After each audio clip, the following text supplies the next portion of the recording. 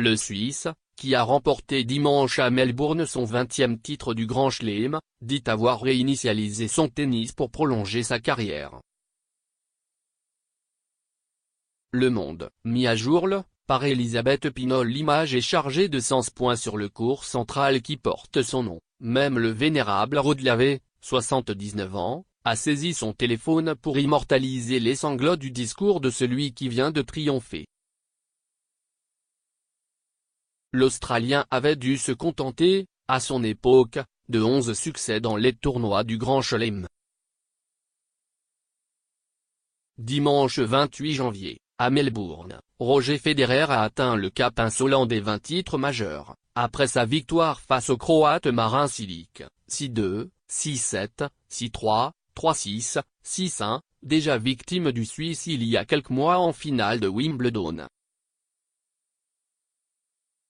Seules des femmes ont déjà fréquenté pareille altitude. Roger Federer se rapproche de Steffi Graf et de Serena Williams, victorieuses respectivement de 22 et 23 tournois du Grand Chelem. Comme en 2017, le Suisse a éclipsé toute la concurrence aux antipodes. Placé dans la même moitié de tableau que David Goffin, Juan Martín del Potro, Alexander Zverev, Stanislas Wawrinka et Novak Djokovic, le numéro 2 mondial n'a pas eu à les défier, car tous ont été éliminés avant de croiser sa route. Ses adversaires avant la finale, tous classés entre le 20e et le 80e rang mondial, ne lui ont pas offert la moindre opposition.